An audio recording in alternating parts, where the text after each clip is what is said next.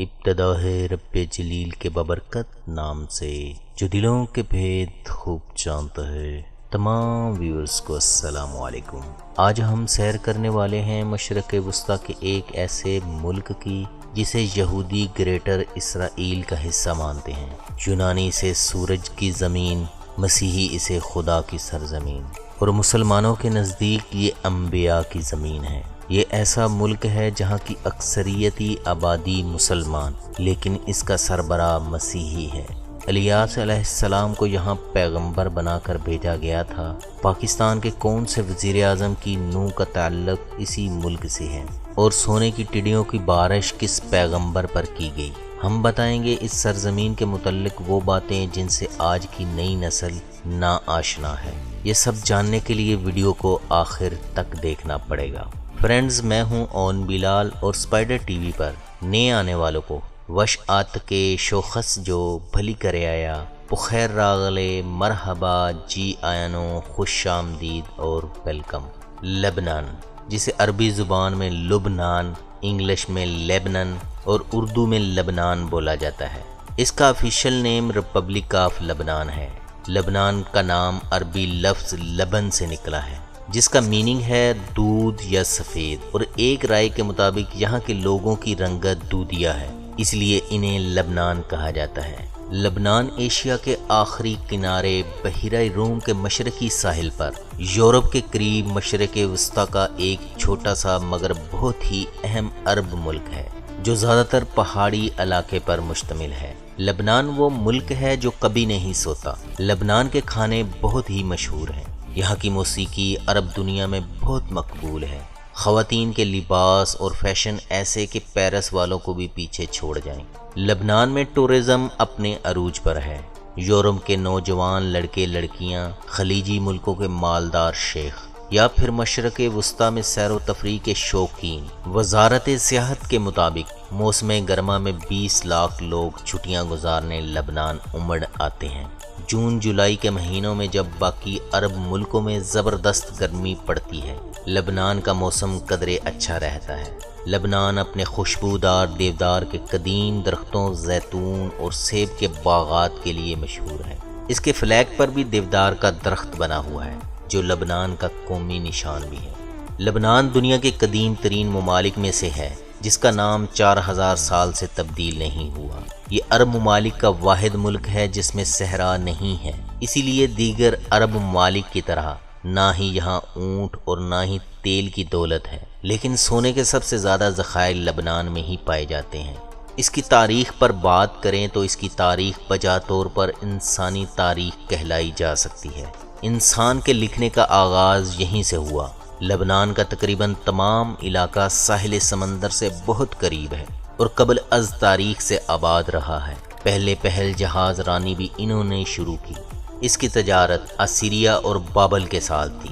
لبنان کے پہلے دور کے لوگ فینکی کہلاتے ہیں، انہیں سامی بھی کہا جاتا ہے۔ یہاں بے شمار انبیاء علیہ السلام مبعوث ہوئے۔ کئی انبیاء علیہ السلام کی گزرگاہ یہ دھرتی رہی۔ کئی تہذیبوں نے یہاں جنم لیا، اس لیے اسے ہم مختلف تہذیبوں کا مرکب کہہ سکتے ہیں۔ پچھلے کچھ سالوں میں تعمیر نو کے دوران جہاں بھی کھدائی کی گئی، کسی قدیم تہذیب کے آثار برآمد ہو جاتے تھے۔ لبنان کو فارسیوں نے کئی مرتبہ تاراج کیا۔ اسکندر اعظم کی فوجوں نے اسے روندا۔ پہلی صدی عیسوی میں رومن افواج ان پر چڑھ دوڑی۔ 7ویں صدی میں صحابہ کرام رضوان اللہ اجمعین نے اسے اسلام کی روشنی سے منور کیا۔ 14ویں صدی میں اسے سلطنت عثمانیہ کا حصہ بنا لیا گیا۔ پہلی جنگ عظیم کے بعد سلطنت عثمانیہ ختم ہو گئی اور لبنان پر فرانس نے قبضہ کر لیا۔ لیگ آف نیشن، جو بعد میں اقوام متحدہ بن گئی، فرانس کے زیر تسلط تسلیم کر لیا۔ فرانسیسیوں نے مارونی مسیحیوں کو ہر معاملے میں آگے رکھا، اس لیے آج لبنان ایک ایسا ملک ہے جس کی اکثریتی آبادی مسلمان ہے، لیکن اس کا سربراہ مسیحی ہے۔ لبنان نے 1943 میں فرانس سے آزادی حاصل کی، جس وقت فرانس پر جرمنی نے قبضہ کر لیا۔ 1975 کی خانہ جنگی سے پہلے لبنان کو مشرق وسطیٰ کا پیرس اور سوئٹزرلینڈ کہا جاتا تھا۔ فرینڈز، لبنان میپ پر نظر ڈالیں تو اس کے شمال اور مشرق میں شام، جنوب میں اسرائیل اور مغرب میں بحیرہ روم اور پار سائپرس واقع ہے۔ اس کا سب سے لمبا بارڈر شام کے ساتھ 403 کلومیٹر لگتا ہے۔ اسرائیل کے ساتھ اس کی سرحد 81 کلومیٹر اور 225 کلومیٹر ساحل سمندر ہے۔ لبنان کیپٹل بیروت ہے۔ یہ ایک عبرانی زبان کے لفظ بیروت سے نکلا ہے، جس کا مطلب ہے میٹھے پانی کا کنواں۔ اس کی وجہ یہاں ایسے چشمے موجود ہیں جو 5000 سال پرانے ہیں۔ کیپٹل بیروت پاپولیشن 24 لاکھ سے زائد ہے اور ملک میں بیک وقت 4 زبانیں بولی جاتی ہیں۔ لیبنان آفیشل لینگویج عربک ہے جو ملک کی اکثریت کی زبان ہے۔ اس کے علاوہ انگریزی، فرانسیسی اور آرمینین بھی بولی جاتی ہیں۔ محترم ناظرین، کسی بھی ملک کی سیر پر جانے سے پہلے اس کے سیاحتی مقامات کا ٹورسٹ کو پتہ ہونا بہت ضروری ہے۔ اس لیے ہم top places to must visit in لبنان کی معلومات آپ سے شیئر کرتے ہیں۔ ٹیمپلز آف بالبک یعنی بالبک کے مندر۔ اہل شہر بال نام کے بت کی پرستش کرتے تھے۔ بائبل کی کتاب سلاطین میں ہے کہ بادشاہ اخیاب کی بیوی عزابیل نے اس کی پرستش شروع کی تھی۔ بال نامی جس بت کی یہ پوجا کرتے تھے وہ ایک عورت تھی۔ بال سونے کا بنا ہوا تھا اور 20 گز اونچا تھا اور اس کے 4 چہرے بنے ہوئے تھے اور 400 خدام اس کی خدمت کرتے تھے، جن کو ساری قوم بیٹوں کی طرح مانتی تھی۔ اور یہاں جوپیٹر اور باکس کے مندر بھی تھے، اس لیے یونانیوں نے اسے ہیلیوپولس یعنی سٹی آف سن کا نام دیا۔ حضرت الیاس علیہ السلام بنی اسرائیل سے تعلق رکھتے تھے۔ قرآن نے انہیں الیاس جبکہ بائبل نے ایلیا کے نام سے مخاطب کیا ہے۔ آپ علیہ السلام بالبک شہر کے رہنے والے تھے۔ قرآن میں اس کا ذکر اس طرح سے آتا ہے، اور الیاس بھی پیغمبروں میں سے تھے۔ جب انہوں نے اپنی قوم سے کہا تم ڈرتے کیوں نہیں؟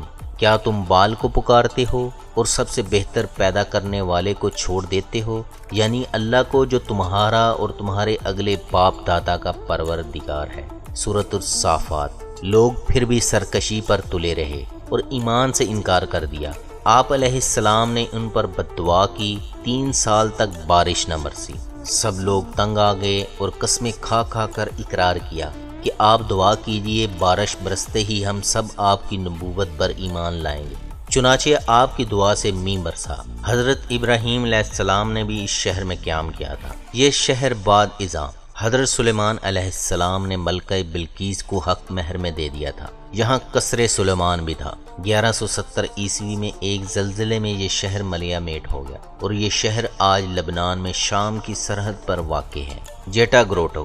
جیٹا گروٹو کے نام سے بیروت میں بہت ہی خوبصورت چشمہ ہے اور اس چشمے کی لمبائی 9 کلومیٹر ہے اور یہ لائم سٹون سے بنا ہوا ہے۔ اسے 2 حصوں میں تقسیم کیا جاتا ہے۔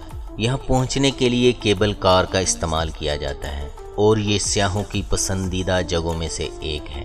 Saint George yacht club and marina. اس ملک کی خوبصورتی میں Saint George yacht club and marina کا بہت بڑا کردار ہے۔ یہ چھوٹی سی ایک پیالہ نما بیچ ہے۔ اس کا شمار لبنان بلکہ مڈل ایسٹ کے خوبصورت ترین بیچز میں ہوتا ہے، جو کہ میڈیٹرینین ساحلی پٹی پر واقع ہے۔ بیروت صدیوں سے آباد ایسا سٹی ہے جسے تاریخ میں 7 مرتبہ راکھ کا ڈھیر بنا دیا گیا، لیکن یہ پھر آباد ہوتا گیا۔ بیروت کی بندرگاہ بحیرہ عرب کی سب سے بڑی بندرگاہ بھی ہے۔ بتارا گورج واٹر فال دنیا کی خوبصورت آبشاروں میں سے ایک ہے اور اسے 3 بریجز چشمہ بھی کہا جاتا ہے۔ مقامی لوگوں کا ماننا ہے یہ 3 پل ڈائناسور نے پہاڑوں کو توڑ کر بنائے تھے اور کئی ماہرین اس بات کی تصدیق بھی کرتے ہیں کہ یہاں ڈائناسور کا بسیرا تھا۔ ہمرا اسٹریٹ بیروت۔ اس اسٹریٹ کو لبنان کی شانزے لیزے بھی کہا جاتا ہے۔ یہ لبنان کی سب سے پر رونق اسٹریٹ میں سے ایک ہے، جہاں کیفے، ریسٹوران، تھیٹر، یونیورسٹیز۔ یہاں ہر سال ہمرا فیسٹیول ہوتا ہے جس میں لبنانی کلچر کے تمام رنگ نمایاں ہوتے ہیں۔ ہمرا اسٹریٹ لبنانیوں کے بارے میں جاننے کی بہترین جگہ ہے۔ آر لیڈی آف لیبنان ماریان کا مزار مسیحی زائرین کی مشہور زیارت گاہ ہے، جو کہ میرونائٹ چرچ بیروت کے شمال کے پہاڑی گاؤں ہریسا میں واقع ہے۔ یہاں 15 ٹن وزنی، 8.5 میٹر بلند، ہاتھ پھیلائے لیڈی ماریان کا مجسمہ نصب ہے اور یہاں ہر سال مئی کے پہلے اتوار کو جشن کے طور پر منایا جاتا ہے۔ راؤچ پیجن راکس۔ آپ نے نیٹ پر اکثر اس پکچر کو دیکھا ہوگا جیسے کبوتر سجدہ میں گیا ہو۔ یہ مناظر بیروت کے ساحل پر دیکھنے کو ملتے ہیں۔ سمندر میں ڈوبتا سورج اور پرندوں کی اڑان سیاحوں کا دل موہ لیتی ہے۔ City of بائبلوس۔ بائبلوس کا شہر پورے ملک کا سب سے قدیم آباد شہر ہے، جو یونیسکو ورلڈ ہیریٹیج سائٹ بھی ہے۔ اس کے بارے میں کچھ ہسٹورین کا خیال ہے یہ دنیا کا قدیم ترین آباد شہر ہے۔ اس شہر کو دیکھنے ٹورسٹ ضرور جاتے ہیں۔ لیک قارون۔ قارون کی جھیل آرٹیفیشل بنائی گئی ہے۔ یہ صاف پانی کی سب سے بڑی جھیل ہے۔ یہ دریائے لٹانی ڈیم کے ساتھ تعمیر کی گئی۔ قارون ولیج پر واقع اس جھیل کا نام قارون کی جھیل کیوں رکھا گیا ہے، اس کی سمجھ نہیں آ سکی۔ اس میں سیاحوں کو نہانے کی اجازت نہیں، لیکن بوٹ کے ذریعے سیر کرنے کی اجازت ہے، اور ارد گرد بنے ریسٹوران میں سی فوڈ کا بھی لطف اٹھا سکتے ہیں۔ دوستو، لبنان کا کل رقبہ 10,452 کلومیٹر ہے، اور یہ دنیا میں رقبے کے لحاظ سے 37ویں نمبر پر آتا ہے۔ ٹائم کے لحاظ سے پاکستان سے 2 گھنٹے اور انڈیا سے 2.5 گھنٹے پیچھے ہے۔ اور اگر اب لبنان پاپولیشن کے بارے میں بات کی جائے تو اس کی کل آبادی 68,60,600 کے قریب ہے، اور یہ ملک آبادی کے لحاظ سے 112ویں نمبر پر آتا ہے۔ ملکی آبادی میں 95% عرب نسل، 4% آرمینین، 1% دیگر نسلوں کے لوگ آباد ہیں۔ 1932 میں فرانس نے مردم شماری کروائی۔ ملک کی 62% آبادی مسلمان، 33% مسیحی، 5% دوروز، یہودی، بہائی اور سمال نمبر آف ہندو بھی ہیں۔ فرانسیسیوں نے اقتدار مسیحیوں کو سونپنے کے لیے مسیحیوں کو 33% شمار کیا، مگر مسلمانوں کو الگ الگ شیعہ اور سنی کی حیثیت سے شمار کیا۔ ان اعداد و شمار کی بنیاد پر فیصلہ ہوا چونکہ مسیحی اکثریت میں ہیں، اس لیے صدر مسیحی ہوگا۔ یاد رہے کہ لبنان کے قوانین کے مطابق صدر کے پاس ہی اصل طاقت ہوتی ہے۔ وزیر اعظم سنی اور اسپیکر شیعہ ہوگا۔ لبنان کے موجودہ پریزیڈنٹ مشیل عون ہیں، موجودہ پرائم منسٹر حسن دیاب ہیں، اور پارلیمنٹ کے اسپیکر نبیح بیری ہیں۔ محترم ناظرین، حضرت ایوب علیہ السلام بنی اسرائیل کے پیغمبر بنا کر بھیجے گئے تھے۔ بائبل میں انہیں جوب اور قرآن میں ایوب علیہ السلام کہا گیا ہے۔ حضرت ایوب علیہ السلام کا غار لبنان کے شوف نامی پہاڑی سلسلے میں ایک اندھیرا غار نظر آتا ہے، جس کے بارے میں مقامی لوگوں کا دعویٰ ہے کہ یہ ایوب علیہ السلام کا غار ہے۔ اللہ تعالیٰ نے انہیں آزمائش میں ڈالا، سب نے ان کا ساتھ چھوڑ دیا۔ ان کے جسم میں کیڑے پڑے، لیکن انہوں نے صبر سے کام لیا اور یہاں غار میں اللہ کی عبادت کرتے رہے۔ قرآن کی سورت صاد کے مطابق اللہ تعالیٰ نے ایوب علیہ السلام پر وحی نازل فرمائی، اپنا پاؤں زمین پر مار، یہ ٹھنڈا چشمہ نہانے اور پینے کو ہے، اور ایوب علیہ السلام شفا کے پانی میں نہانے کے بعد شفا یاب ہو گئے۔ ابن کثیر کے مطابق جب ان کی بیوی دیر سے پہنچی تو دیکھنے لگ گئی، اتنے میں ایوب علیہ السلام ان کی طرف آئے جب اللہ نے ان کی بیماری ختم کر دی تھی اور وہ بہت خوبصورت حالت میں تھے۔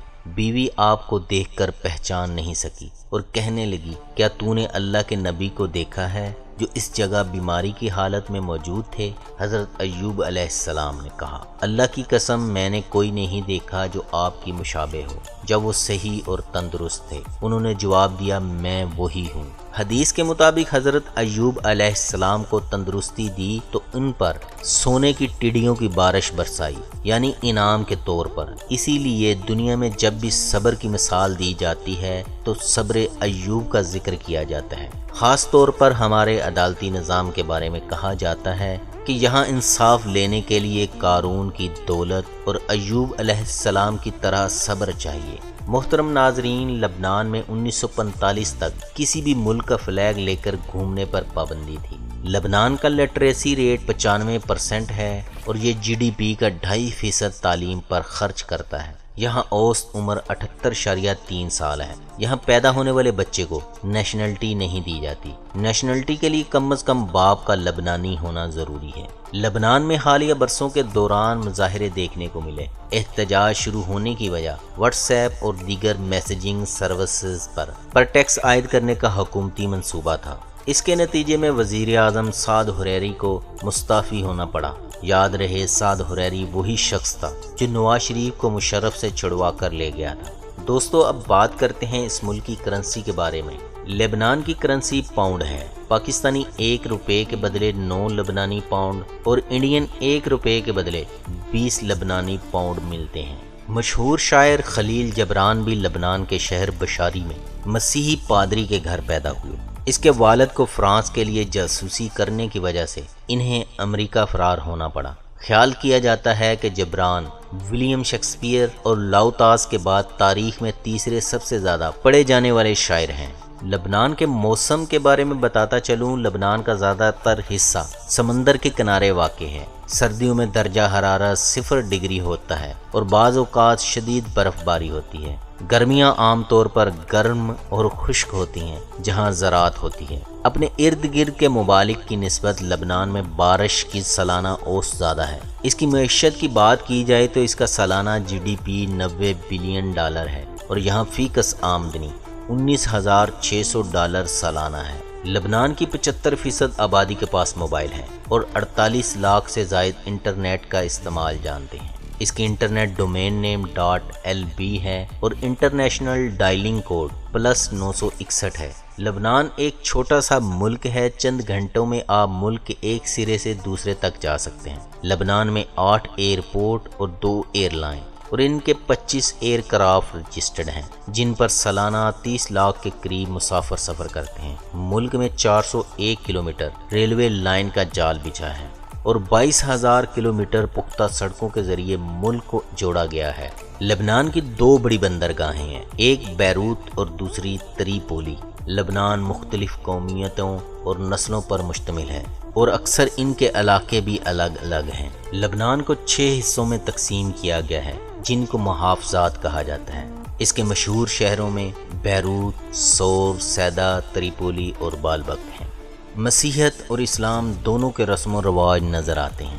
95% سے زیادہ لوگ پڑھنا لکھنا جانتے ہیں۔ اس کے علاوہ لبنان کتابوں کی طباعت میں بھی شہرت رکھتا ہے۔ آرٹ کے علاوہ لبنانی شاعری اور ادب بھی اپنا اچھا مقام رکھتی ہے اور عرب ممالک میں سب سے زیادہ مسیحی آبادی لبنان میں ہی ہے۔ پاکستان کے سابق وزیر اعظم ذوالفقار علی بھٹو کی نوں غنوہ بھٹو کا تعلق بھی لبنان سے ہے۔ محترم ناظرین، میں آپ کو بتاتا چلوں، لبنان میں ایک قانون تھا کہ اگر کوئی شخص کسی لڑکی سے زیادتی کرتا، بعد میں زیادتی کرنے والے شخص کے متاثرہ لڑکی سے شادی کرنے پر اس کی سزا معاف کر دی جاتی تھی، لیکن اب لبنان کی پارلیمان نے اس قانون کو کالعدم قرار دے دیا ہے۔ لبنان میں 130 ہسپتال ہیں۔ لبنان کے پیشتر ہسپتال دارالحکومت بیروت میں واقع ہیں۔ ملک میں 1000 مریضوں کے لیے 3 بیڈ دستیاب ہیں۔